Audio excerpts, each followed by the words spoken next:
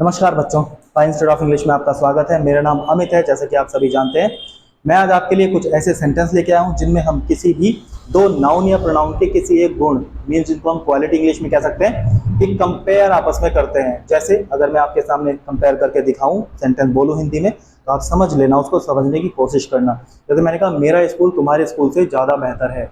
मेरा स्कूल तुम्हारे स्कूल से ज़्यादा बेहतर है। एक तो यहाँ मेरा स्कूल रहा, एक तुम्हारा स्कूल रहा। मैंने बेहतर होने का यहाँ पर एक गुण रखा, क्वालिटी रखी, जिसको मैंने आपस में कंपेयर किया। दूसरा सेंटेंस में बोलूँ, राहुल इतना लंबा नहीं है जितना मोहित।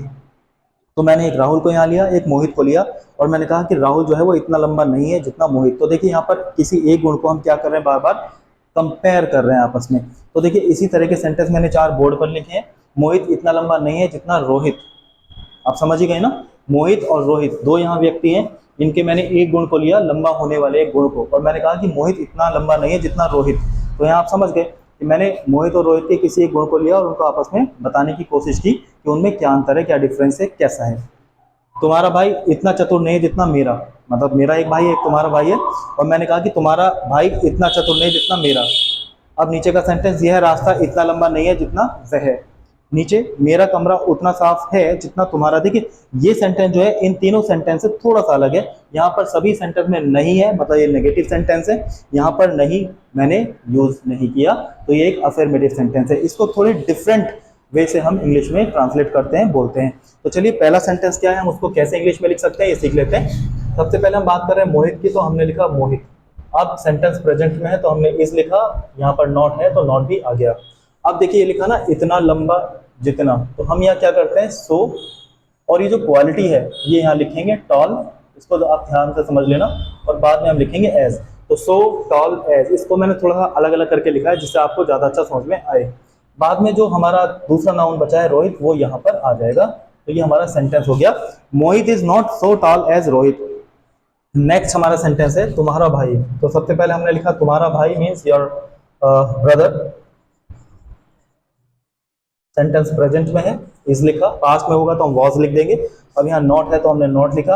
अब ये सो, और जो भी क्वालिटी है वो, और एज, तो आ जाएगा सो, और बाद में क्या है, वाइज। इनका क्वालिटी क्या है, वाइज, और बाद में एज आ गया।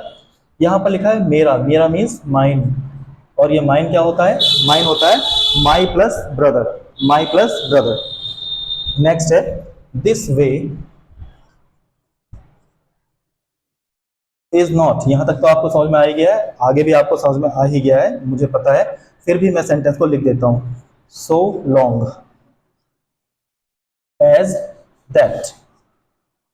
ये हमने दैट लिख दिया है क्योंकि ये दूरी दिखाने वाला एक नाउन है, तो हमने क्या यूज किया, उसका प्रोनाउन, और वो लिखा मैंने दैट। पास में होता है तो हम दिस लिखते हैं, सिंगुलर है दैट लिखा, अगर ये प्लूरल होता तो हम दोज लिख देते। नेक्स्ट है मेरा कमरा, तो यहां जाएगा माई रूम। प्रेजेंट में है तो इज। देखिए, यहाँ नॉट तो है नहीं, तो हम भी नॉट नहीं लिखेंगे। अब हमें क्या लिखना है, जैसे हम यहाँ लिख रहे थे ना, सो क्वालिटी एज, यहाँ पर हमें सो के स्थान पर एज लिखना है, और जो भी क्वालिटी है वो लिख देंगे क्लीन। जब हमारा सेंटेंस अफर्मेटिव होता है तो हम दोनों ही जगह एज का यूज करते हैं, ना कि सो एज का। बाद में क्या है, जितना तुम्हारा मीन्स योर्स। ये सेंटेंस हमारे हो गए हैं 4, जो आपको बनाने अच्छी तरह से, बोलने भी आ गए होंगे और लिखने भी आ गए होंगे।